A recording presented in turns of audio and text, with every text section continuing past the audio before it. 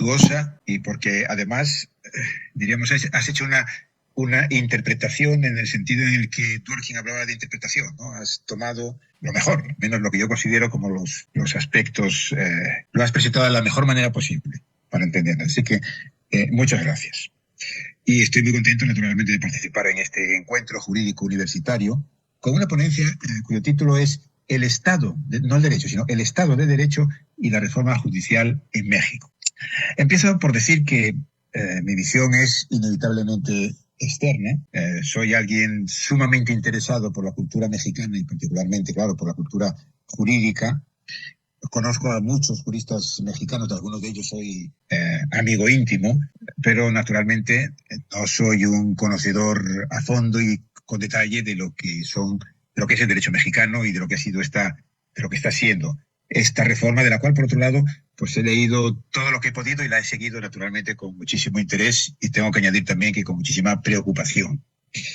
Bueno, asumir un punto de vista externo tiene, diríamos, esas desventajas de que a veces no puedes captar aspectos que solo son posibles para los de dentro, pero probablemente tenga alguna ventaja. Diríamos, esta cierta distancia quizás le permita a uno pues ver algunas cosas que, curiosamente, ¿no? Irónicamente, desde cerca puede ser que no se perciban. Vamos a ver si efectivamente es así.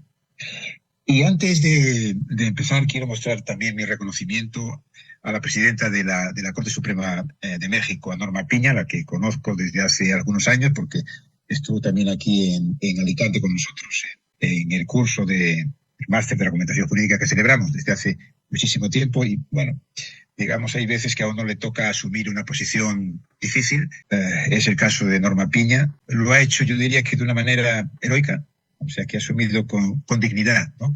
El papel de ser la figura que encarna, diría casi que por antonomasia, que ha encarnado durante los últimos años pues, la defensa del Estado de Derecho en México.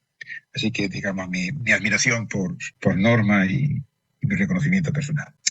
Bueno, mi primer maestro fue Elías Díaz, un profesor de filosofía del derecho español, que en el año 1966 publicó un libro enormemente influyente y que se llamó Estado de Derecho y Sociedad Democrática. Y ese libro empezaba, diríamos, famosamente con una frase que decía, y dice, porque el libro ha tenido muchísimas ediciones y se sigue publicando, la frase con que comenzaba el libro es esta: no todo Estado es un Estado de Derecho. Bueno, la definición que por otro lado daba Elías Díaz y que a la gente de mi generación y creo que también de las generaciones sucesivas les ha quedado como la caracterización, también diría por antonomasia, del Estado de Derecho sería esta. Según Elías Díaz, para que existiera un Estado de Derecho tenían que darse una serie de circunstancias, 4 circunstancias. Y explico que en el año 66 en España vivíamos no en un Estado de Derecho, sino en una dictadura franquista.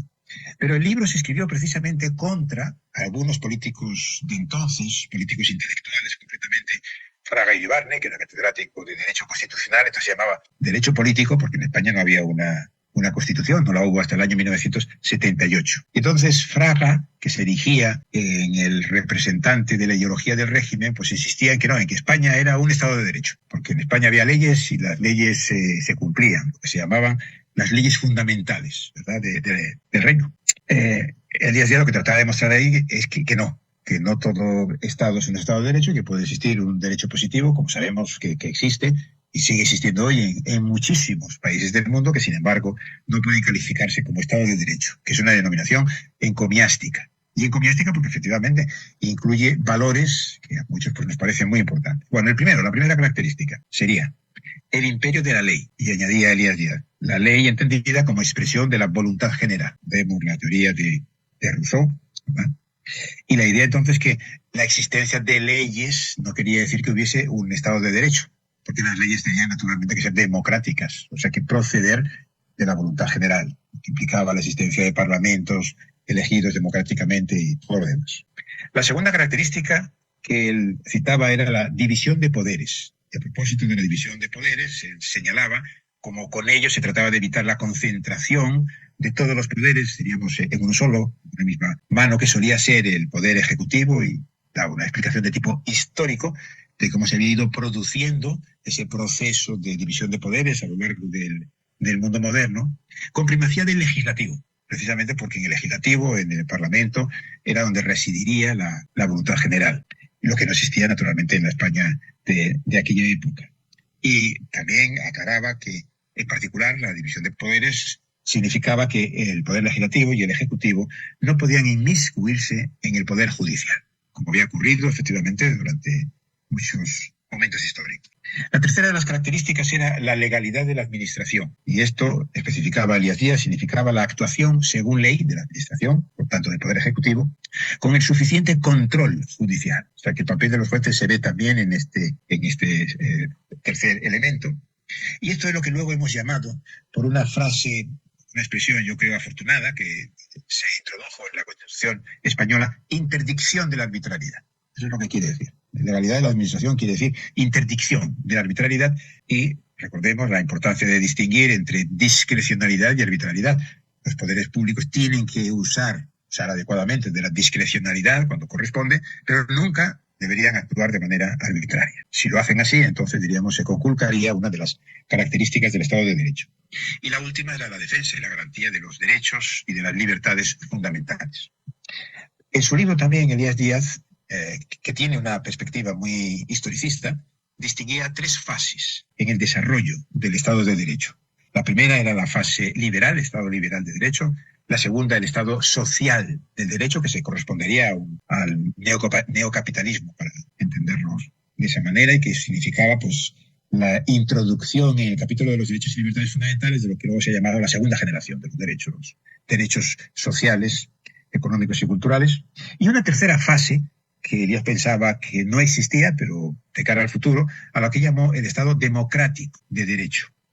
Y él lo entendía como una conjunción de la democracia y el socialismo.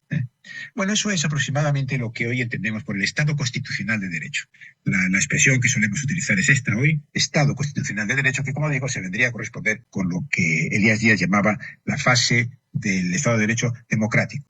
En la Constitución española lo que se hizo fue, en fin, tomar las expresiones de Elías Díaz, pero de una manera, pues, tratando, diríamos, de conjuntar la sensibilidad liberal conservadora de algunos de los que hicieron la Constitución y la sensibilidad más democrático-socialista de los otros. Entonces se llamó Estado Social y Democrático de Derecho. Pero en la conceptualización de Elías Díaz serían cosas distintas, Estado Social y Estado Democrático de Derecho, pero Elías también, que podríamos decir que era un hegeliano, el Estado Democrático del Derecho lo veía como una superación del anterior, de manera que el Estado social superaba el Estado liberal y lo contenía. Muy bien. Bueno, si nos fijamos en esos cuatro elementos, están contenido tanto el aspecto, diríamos, autoritativo de las constituciones, y diría yo también del constitucionalismo contemporáneo. Lo que hoy entendemos, porque el constitucionalismo es un movimiento que, como sabemos, se desarrolla básicamente en las últimas décadas del siglo XX, por lo tanto, con posterioridad a la redacción y la publicación del libro de Elías Díaz, y distinguimos, ¿verdad?, en el constitucionalismo un aspecto autoritativo y un aspecto axiológico o sustantivo. Por lo menos diríamos los que tenemos una cierta concepción del constitucionalismo, la solemos llamar constitucionalismo postpositivista, y donde pues se puede incluir autores como Dworkin, como Nino, como Alexi, como McCormick, y donde yo desde luego también me incluiría. El aspecto autoritativo pues está fijado en los dos primeros elementos, el imperio de la ley y la división de poderes, ¿no? Eso refleja, por ejemplo, si eso quiere decir desde el punto de vista de la actividad judicial, que los jueces tienen que someterse a la ley y la Constitución. O sea que la noción de imperio de la ley hoy tenemos que entenderlo como imperio de la ley, pero dentro de la ley está la Constitución, y por supuesto la Constitución ocupa el máximo nivel en la jerarquía de las normas, y la división de poderes pues supone también, no solo, como antes decía, que el legislativo y el ejecutivo no podía introducirse en lo que serían los cometidos jurisdiccionales, sino que tampoco los jueces deberían actuar, diríamos, como si fuesen legisladores o como si fueran los constituyentes. Este, diríamos, es el aspecto autoritativo, ¿verdad?, del derecho del Estado constitucional. Pero hay también un aspecto sustantivo, axiológico, y si se quiere viene dado por la proscripción de la arbitrariedad, la interdicción de la arbitrariedad, y también por la defensa de los derechos fundamentales, que como sabemos han ido evolucionando, y algo característico de nuestras constituciones pues es que consta de un amplio elenco de derechos fundamentales. Ha habido una discusión aquí en España y también en otros países, por ejemplo en Estados Unidos, A propósito de cómo entender el Estado de Derecho, básicamente yo diría que hay una concepción más formalista, que normalmente es la que suscriben los autores positivistas, que subrayan entonces los dos primeros elementos que yo antes distinguía, y otra concepción más sustantivista, como por ejemplo la de Dworkin, ¿verdad?, que subraya la idea de los derechos y de la protección de los derechos, o sea, los dos segundos elementos, los elementos sustantivos. Pero diría que básicamente es una cuestión de acento. Por ejemplo, aquí en España hubo un libro publicado por Francisco Laporta, que es un autor positivista, que de alguna forma se enfrentaba con Dworkin, pero él venía a decir, él defendía la versión, si se quiere, entre comillas, más formalista, pero lo decía porque le parecía que eso era condición necesaria para poder tener también los valores de tipo sustantivo. Quiere decir que hay diferencias de grado entre los autores que han teorizado lo de el Estado de Derecho, pero me parece que es solamente de grado. Pero hay una cuestión, como diría, que es algo así como el umbral, de cuándo podemos hablar del Estado de Derecho y cuándo no. Y sobre esto cuento una anécdota personal. En los años 80, comienzos de los 80, yo recuerdo que asistí a un seminario de filosofía moral y política aquí en España, y tuve, diríamos, un cierto problema, un encontronazo, lo llamaría, con un importante jurista mexicano, de cuyo nombre no hace falta que nos acordemos, porque yo en un momento determinado creo que estaba hablando del Estado de Derecho y entonces se me ocurrió poner como ejemplo, pues México en estos momentos, insisto, estaba celebrándose el seminario a comienzos de los 80, México no es un Estado de Derecho. Entonces él, pues, digamos, mostró, digamos, su enfado. Era un intelectual importante, adscrito al PRI, tenía algún puesto político, no recuerdo cuál, salió de la reunión y luego, digamos, hubo una serie de acciones de intermediación para resolver, digamos, el problema. Lo que entiendo es que en México, pues seguramente hasta la época de Cedillo, ¿no?,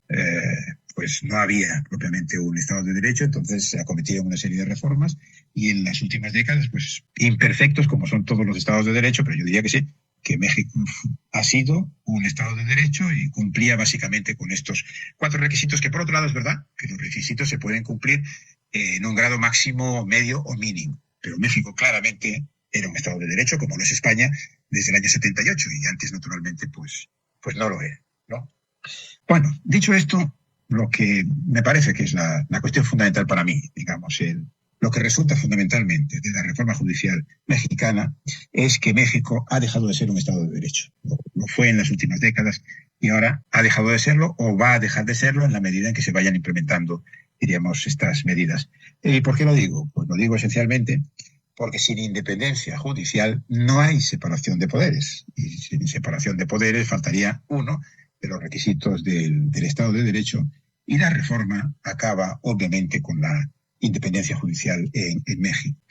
Alejandro González Piña, que es un magistrado de circuito, y yo he tenido acceso a una nota o a unas notas que él escribió sobre la reforma, que ni siquiera sé si están publicadas, pero en un momento determinado él pone ahí una frase que efectivamente está muy bien. Dice: un país sin jueces independientes no tiene Constitución. Y efectivamente eso es como una especie de trasunto del famoso artículo 16 de la Declaración de Derechos del Hombre y del Ciudadano de la Revolución Francesa en 1789, que, como saben, decía así: que una sociedad en la que no está establecida la garantía de los derechos ni determinada la separación de poderes carece de Constitución.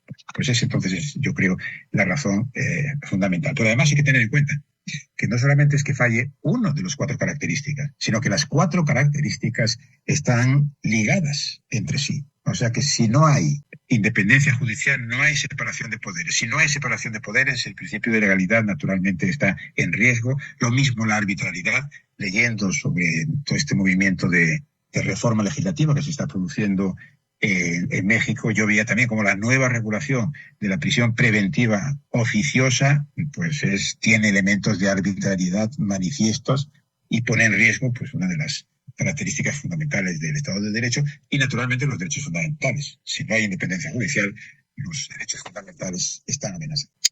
Me parece que esto no es discutible. O sea que la reforma significa nada más y nada menos que eso: acabar con un periodo de Estado de Derechos en México. Bueno, yo he leído naturalmente el texto de la reforma, he leído, como digo, bastante sobre esto. También he leído lo que algunos de los defensores dicen. La apelación, lo que pretende darse como justificación para la reforma, ¿no?, la existencia de una judicatura corrupta, yo diría que es sencillamente ridículo. Aparte que puede haber alguna tasa de corrupción, pero por lo que yo sé, por lo que hace a la justicia federal, no. Los casos siempre hay una cierta tasa de corrupción, pero no creo que fuese en absoluto una tasa, diríamos, particularmente preocupante, y además había actuaciones por parte de los controles del propio poder judicial, pero digo que sobre todo es ridículo, porque según esto, si la manera de terminar con la corrupción efectivamente fuese el voto popular, pues entonces, claro, los legisladores, ¿verdad?, los miembros de las cámaras legislativas que son elegidos por votación popular, estos tendrían que ser personas imposibles de incurrir en corrupción. Y como sabemos, naturalmente, en México y en otros lados, pues no es así. Los legisladores, efectivamente, también son corruptos, pensando en el caso de México. Y si los comparamos, por ejemplo, con lo que es, ¿no?, la jurisdicción federal, pues seguramente la tasa de corrupción es mayor entre los políticos.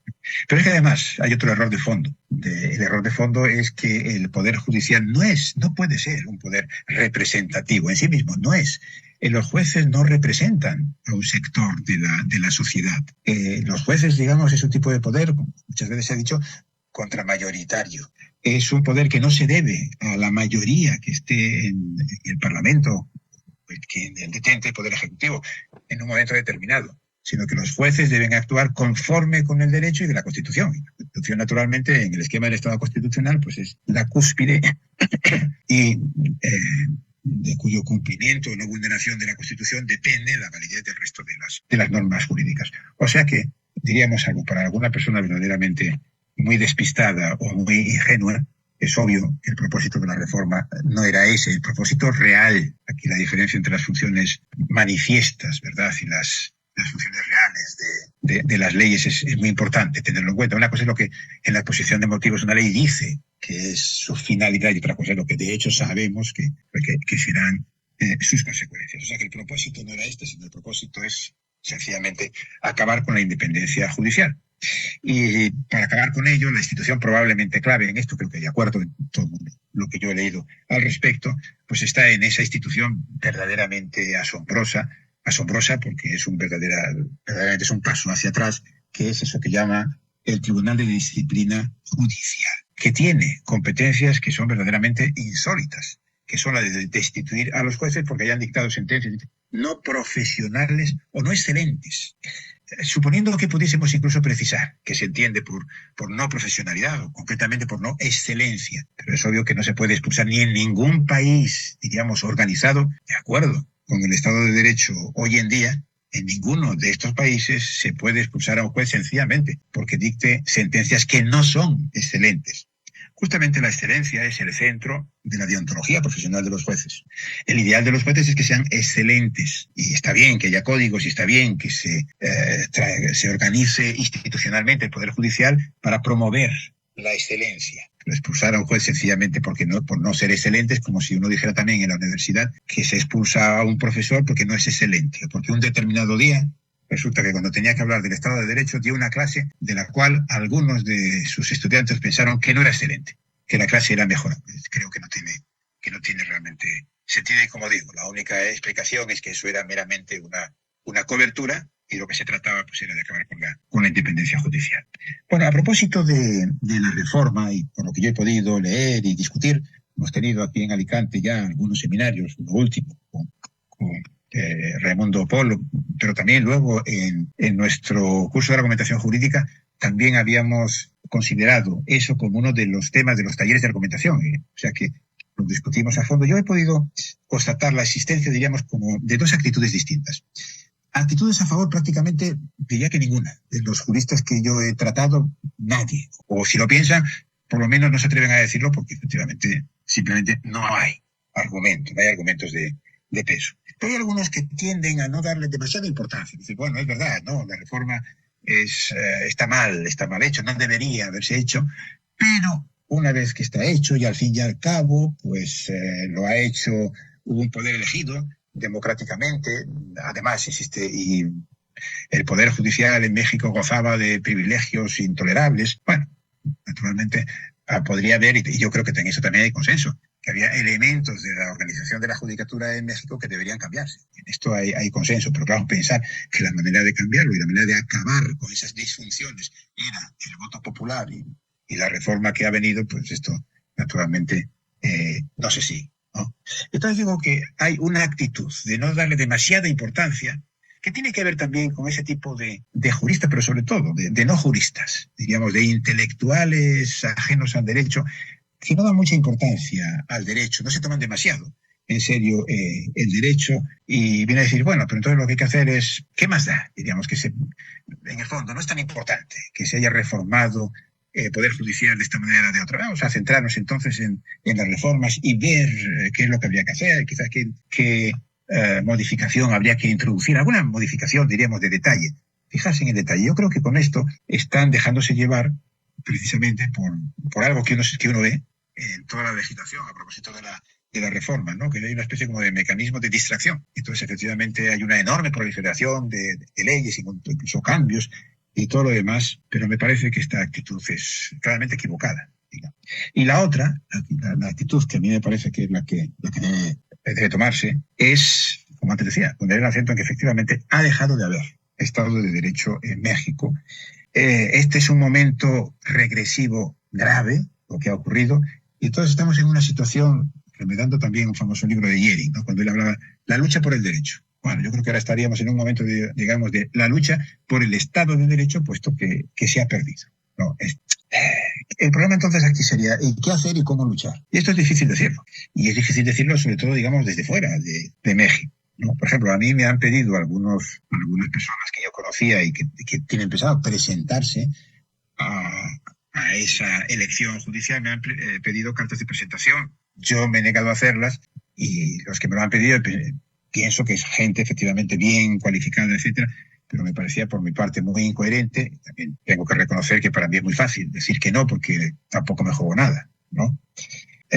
Por parte de alguien que sí, que por ejemplo está ahora, que es un juez ahora mismo en México y naturalmente pues el problema de qué hacer con su vida pues es una cuestión difícil. Tampoco se puede exigir a todo el mundo que sea heroica o incluso que acierte en sus decisiones, ¿no?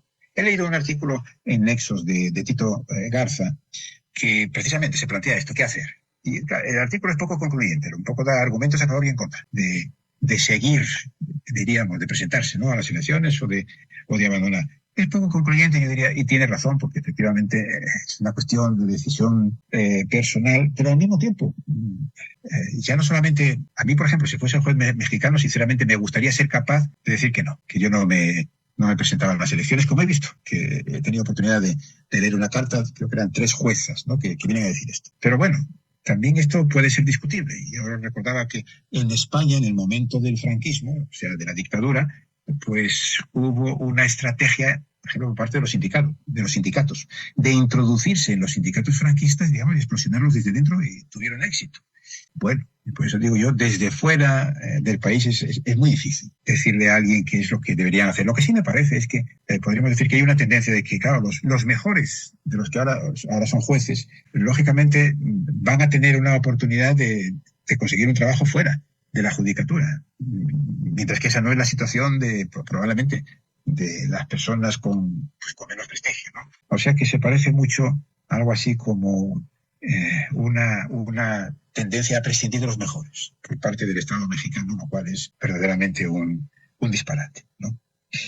Sin duda la reforma está hecha para que no haya marcha atrás, pero bueno, esto nunca lo sabemos. El tribunal al que yo antes me refería, el Tribunal de Disciplina Judicial, sería un poco la pieza para evitar esto, para conseguir el control y que no pueda haber reversión y efectivamente desde dentro conseguir volver al Estado de Derecho, pero la verdad es que nunca se sabe, porque además el mundo verdaderamente es muy complejo y por un lado pues habrá un movimiento en favor de los derechos fundamentales de la gente, en contra de la arbitrariedad, de suponer que va a aumentar de manera grande las decisiones de justicia. Por otro lado, los hacedores de la reforma, la verdad es que no parecen tampoco estar entre los mejores juristas mexicanos, o sea que en ese sentido, pues probablemente las medidas que van tomando, pues ni siquiera desde el punto de vista técnico, pues en medidas muy racionales de cara a lograr los propósitos que ellos tienen. Hay un problema de seguridad jurídica, y claro, de seguridad jurídica que afecta también al mundo de los negocios. Eso Estados Unidos, y creo recordar haber leído en la prensa, que el embajador de Estados Unidos había mostrado una actitud muy contraria a esta reforma judicial. Naturalmente, la inseguridad jurídica, digamos, afecta a todos los ámbitos, ¿no? Del derecho, y no digamos que son tribunales súper especializados en cuestiones económicas, ahora en manos de jueces votados popularmente, ¿no? La pérdida de institucionalización que va a suponer, pues yo creo que es muy disfuncional. Esto que decía antes, lo de prescindir de los mejores, y bien, todos estos son elementos que a lo mejor, ojalá, hacen que desde dentro pues se pueda revertir el proceso, aunque la verdad es que mi impresión es que si va a ocurrir, seguramente no va a ser de manera muy, muy inmediata. Voy a hablar ahora, creo que todavía tengo un poquito de tiempo, Miguel, de un artículo que mi amigo Jorge Gagiola me recomendó que leyera y con muy buen criterio, porque creo que es un artículo de gran interés, que es de Fernando Escalante, se publicó también en Nexos, y se titula Elegía por una Constitución difunda. Bueno, este artículo tiene dos partes. La última me parece excelente y la primera no tanto. Es más, respecto a la primera, yo diría que las tesis que defiende son más bien equivocadas. Empiezo entonces por la primera. Creo que es equivocado lo que dice de Octavio Paz. Dice, hace un comentario, una frase de Octavio Paz. El mayor error de todos ha sido, escribió Octavio Paz, la instauración de la mentira constitucional. La realidad legal de México nunca ha reflejado la realidad real de la nación. Y comenta, Escalante. No es solo una hipérbole, sino una tontería.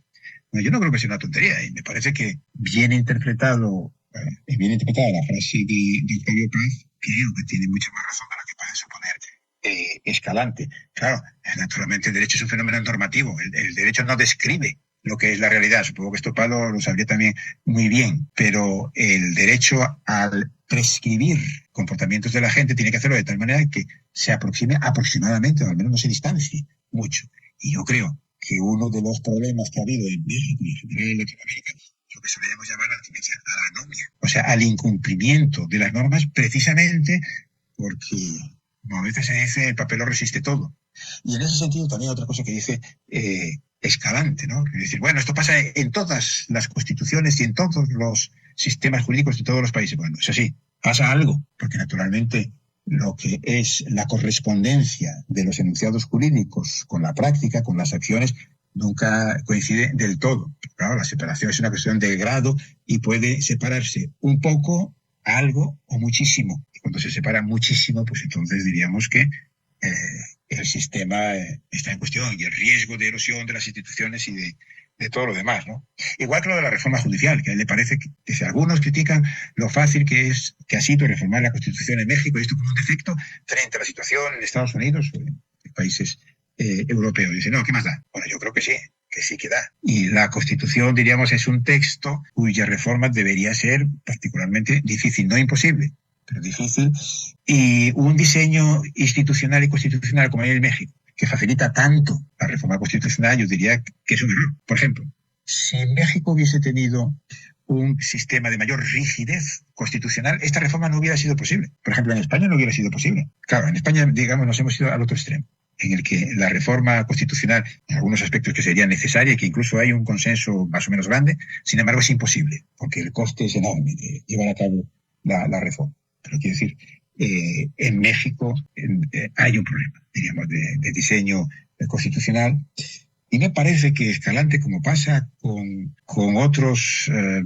grandes intelectuales, científicos sociales, filósofos a secas, quiero decir, filósofos sin formación jurídica, tienden a tener una concepción excesivamente pobre del derecho. Por ejemplo, él nos dice, la Constitución es un hecho político. Pues sí, naturalmente la Constitución es un hecho político, pero no es solo un hecho político, también es un hecho jurídico. Y por eso entonces el diseño constitucional yo diría que es particularmente importante, ¿no? Entonces, me parece que esa es la parte en la que yo no estoy de acuerdo.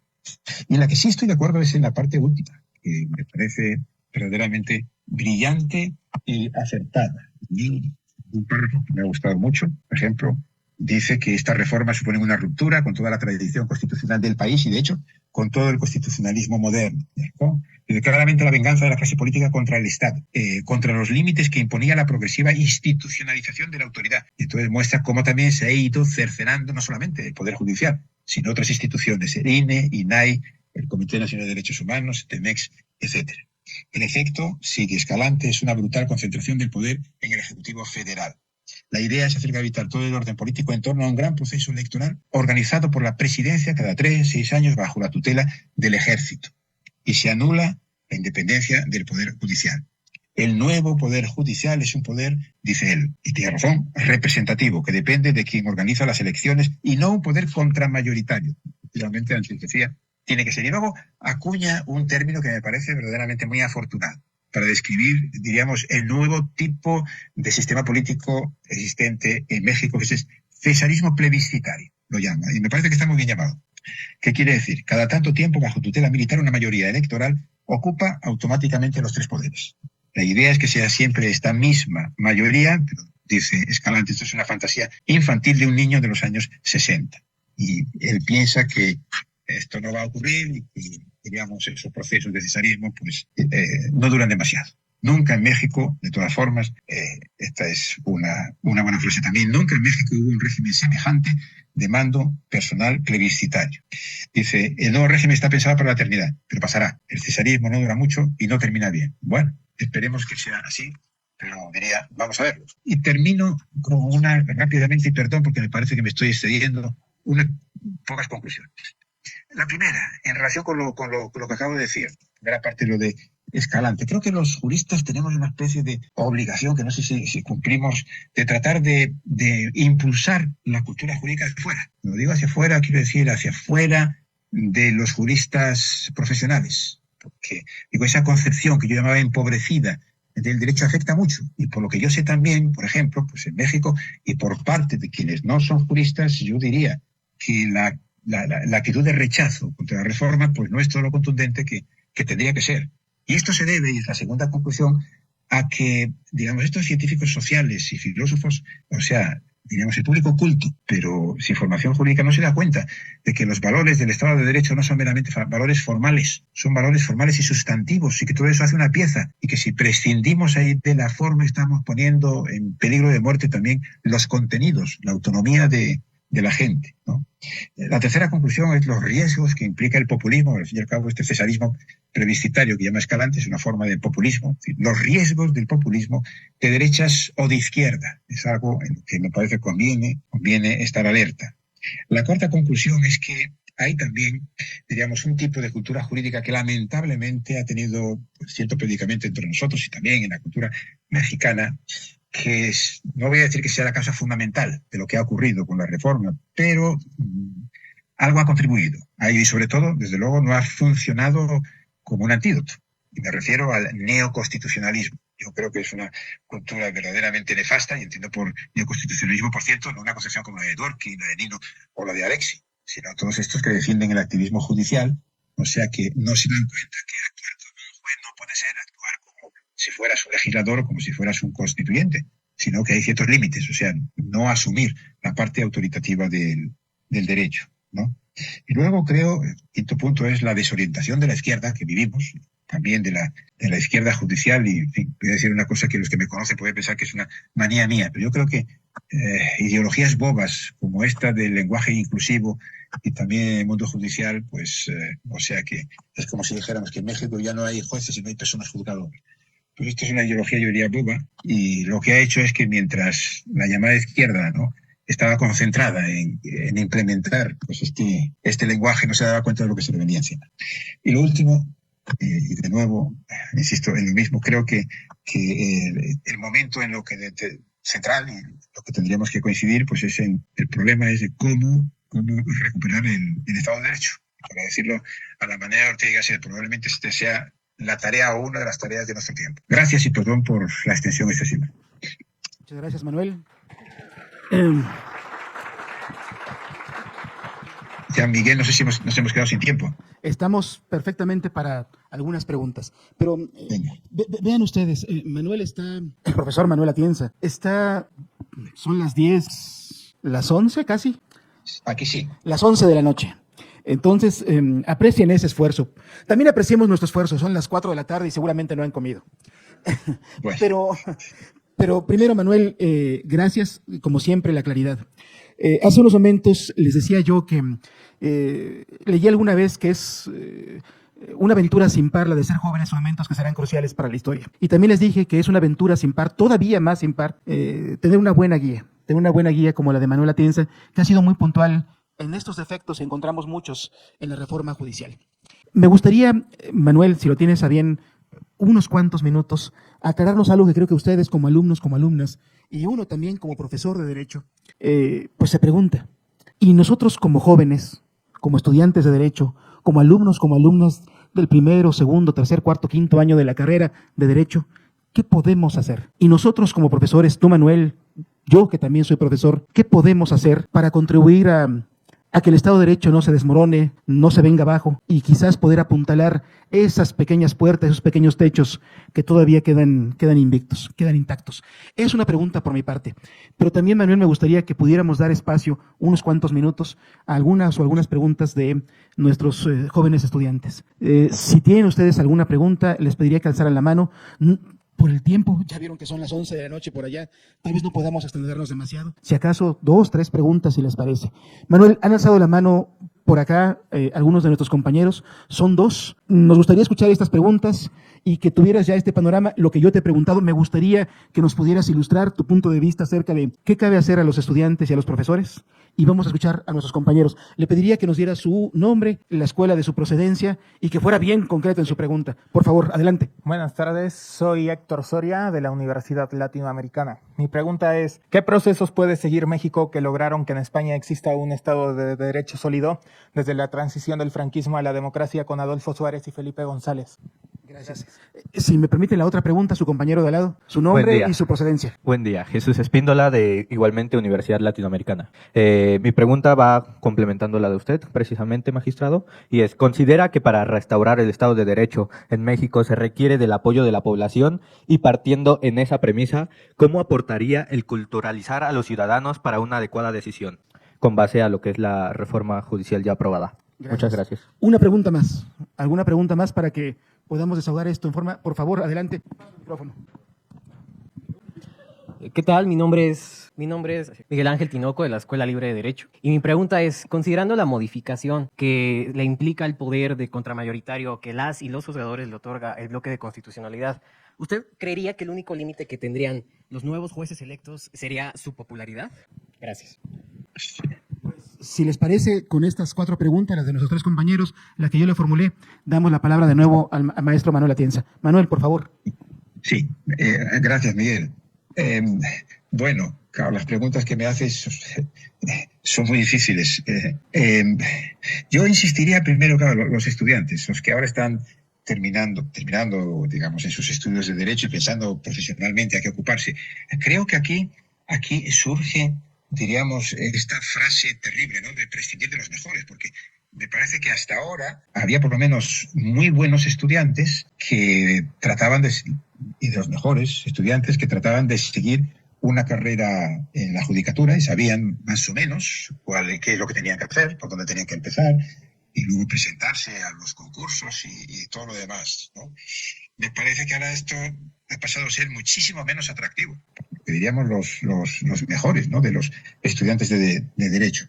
Esto de prescindir de los mejores a mí me lo ha recordado que hace 2 días había un homenaje en memoria de Ernesto Garzón Valdés, un profesor de Derecho que falleció hace un año, y cuando él le expulsaron del Servicio Exterior de Argentina, hubo lo que llaman los argentinos una solicitada, una especie de publicidad, ¿no?, pagada en el periódico, una especie de escrito firmado por intelectuales muy importantes, como Borges, Sábato, etcétera, etcétera, que se titulaba así: prescindir de los mejores. La expulsión, digamos, de la carrera de Derecho significaba esto. Aquí es una especie de prescindir de los mejores, de los que están dentro de la carrera judicial, pero también prescindir del mejor talento de los que ahora son estudiantes de Derecho. Y claro, eso es algo verdaderamente terrible, ¿no?, para un país. Claro, yo no creo que sea hoy por hoy atractivo para un estudiante de Derecho, porque claro, la vía para pasar a la judicatura es adscribirse a la política, convertirse en un político. No hay otra. Y como digo, esto no creo que pueda resultar atractivo. ¿Qué cabe hacer? Bueno, lo más inmediato y a lo mejor puede ser hasta lo que tenga efectos más prácticos es al menos darse cuenta de lo que está pasando. Por eso darse cuenta y asumirlo y no disimularlo y no engañarse. Por eso cuando yo decía que constataba, ¿no?, que había 2 tipos de juristas, básicamente de juristas, de personas que reaccionaban frente a la reforma judicial. Y algunos, recuerdo también a algún amigo mío cuando la primera vez que salió elegido Trump. Bueno, no es tan importante, no hay por qué preocuparse demasiado. Y luego se vio que sí, que era como para preocuparse. Entonces, con esto de la reforma, digo, esa actitud. Es decir, bueno, han cambiado las condiciones, seamos realistas, al fin y al cabo las otras tampoco eran óptimas. Esto me parece que a lo que lleva es a no querer entender y a no darse cuenta de qué es lo que está pasando o lo que ha pasado. Claro, el darse cuenta de un problema no quiere decir resolver el problema, pero probablemente sea el primer paso, ¿verdad? Y en muchos casos, cuando uno ha entendido bien el problema, está muy cerca de la solución, ¿no? Y con esto lo junto con la pregunta que hacía Jesús Espínola, que se podría buscar el apoyo de la población para tratar de restaurar el Estado de Derecho. Diría, sí, esencial, fundamental. Si no se consigue esto, pues va a ser muy difícil, ¿no? Que sencillamente una élite o algo así de juristas lo vayan a cambiar, ¿no? Es una empresa cultural, lo que yo creo que hay que intentar que la gente se dé cuenta de esto. La izquierda en esto ha sido terriblemente ciega, de no darse cuenta de que el Estado de Derecho es una conquista civilizatoria y que no es un conjunto de valores formales, es una conquista civilizatoria. Y prescindir del Estado de Derecho es un paso atrás terrible. Que se lo digan a los juristas de la época soviética, ¿no? Que también recuerda lo que muchos sociólogos, científicos sociales, ¿no? Que en el fondo ven el derecho únicamente un fenómeno del poder. Dice, bueno, no. El derecho, naturalmente que es un fenómeno del poder, pero no solamente es esto. Si una función suya fundamental es el control del poder. Y el papel del Estado de Derecho, digamos, es esto. Bueno, creo que en esto los juristas en general, ¿no? Deberían asumir eso que yo decía, ¿no?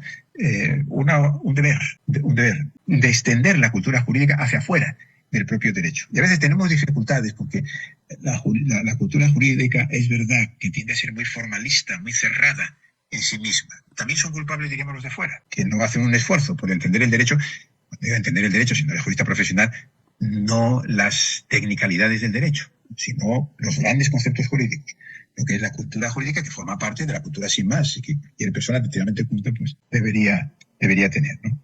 La pregunta que me hacía Héctor, también de la Universidad Latinoamericana, que en España tenemos un sólido Estado de Derecho. Bueno, más o menos sólido, porque creo que en España nos fue muy bien en la época de la transición y durante unas cuantas décadas, pero últimamente también vivimos en una sociedad muy dividida, donde la opinión pública, el sentido de ilustración, ¿no? De la opinión pública brilla por su ausencia. No hay un debate racional en los medios, hay un grado de sectarismo enorme, etcétera, etcétera.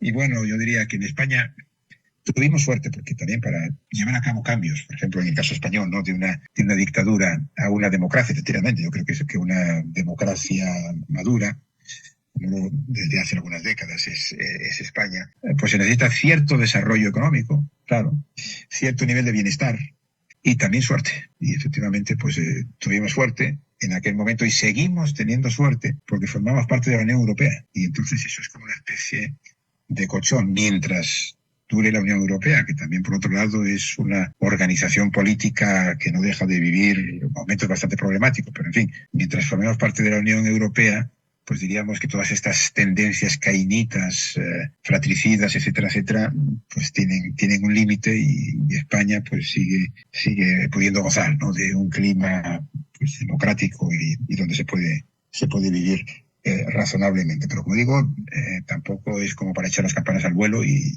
hay serios motivos de preocupación, ¿no? La última pregunta, la que me hacía Miguel Ángel de la Escuela Libre, ¿no? De derecho.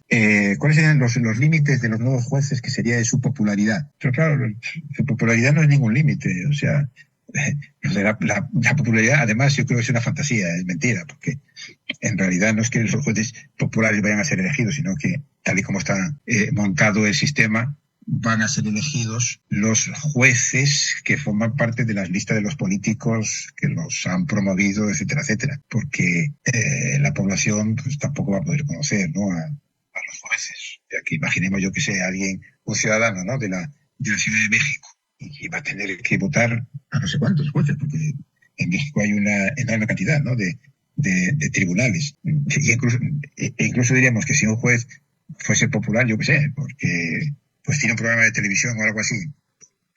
Es una cuestión que evidentemente y nada contribuye al ejercicio de la población, pero no límite tampoco. Que pérdida de popularidad tampoco es una amenaza para los jueces. O sea, la amenaza de los jueces no va a ser que pierdan popularidad, sino que se encuentren con que el tribunal de control de los jueces al que yo antes me había referido, pues, consideren que no son efectivamente en esto de razón escalante. Un sistema verdaderamente tan caótico, ¿no?, como el que, y tan arbitrario como lo que se está montando, pues claro, la arbitrariedad juega en todos lados. Y lo que México va a tener, pues me imagino que va a ser, mientras, si tiene éxito, digamos, la implementación de la reforma, pues jueces que actúen de acuerdo con lo que el Poder Ejecutivo le parezca bien, ¿no?